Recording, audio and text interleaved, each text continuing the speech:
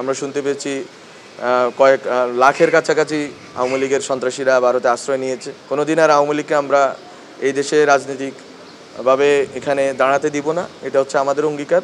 ভারত খুবই আনফর্চুনেটলি এই হাসিনা এবং তার যে সন্ত্রাসী বাহিনী ওদেরকে আশ্রয় দিচ্ছে। আমরা শুনতে পেয়েছি কয়েক লাখের কাছাকাছি আওয়ামী লীগের সন্ত্রাসীরা ভারতে আশ্রয় নিয়েছে।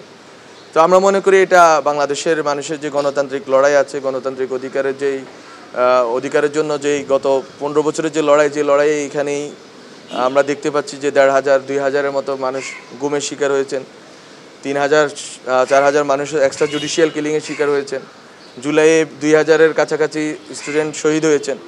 তো তাদের যদি মর্যাদা যদি আমাদের প্রতিবেশী রাষ্ট্র না দেয়, আমরা মনে করি এটা আমাদের জন্য খুবই দুর্ভাগ্যজনক। বাংলাদেশের গণতান্ত্রিক লড়াইয়ের ক্ষেত্রে গণ অভ্যুত্থানের পক্ষে একটি প্রজন্ম, একটি জনগোষ্ঠী দাঁড়িয়ে গেছে। এখানে আওয়ামী লীগ শুধুমাত্র বাংলাদেশের জনগণের শত্রু, এই ভিন্ন এর কোনো পরিচয় নেই। এটা কোনো রাজনৈতিক দল না, এটা একটা মাফিয়া গোষ্ঠী ছিল। যে মাফিয়া গোষ্ঠীর প্রধান ছিল শেখ হাসিনা। তার বাবার হত্যার প্রতিশোধ নেওয়ার নামে বাংলাদেশের জনগণের উপরে ভারতের সহযোগিতায় এই অত্যাচার নিপীড়ন চাপিয়ে দিয়েছিলেন উনি।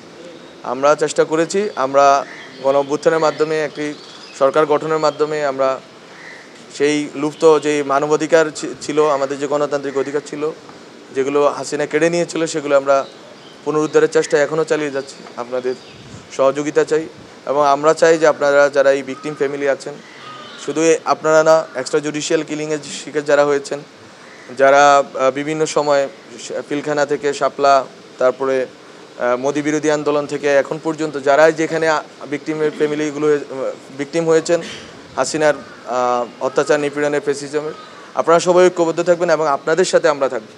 এটা হচ্ছে আমাদের অঙ্গীকার। কারণ আপনাদের অস্তিত্ব, আপনাদের লড়াইটাই আসলে আমাদের জন্য অনুপ্রেরণা।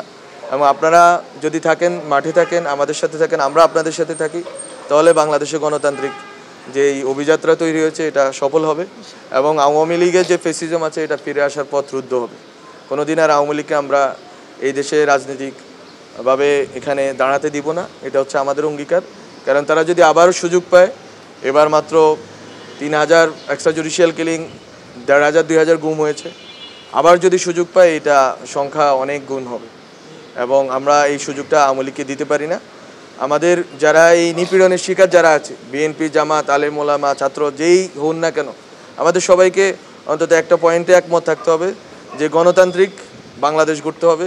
এখানে যাতে কোনোভাবেই গুম, খুন, নিপীড়নের কোনো কালচার আর না ফিরে আসে, কারো মাধ্যমে না ফিরে আসে। আমাদের যে প্রতিষ্ঠানগুলো হাসিনা ধ্বংস করে দিয়েছে, এই প্রতিষ্ঠানগুলো যাতে আমরা ঠিক করতে পারি।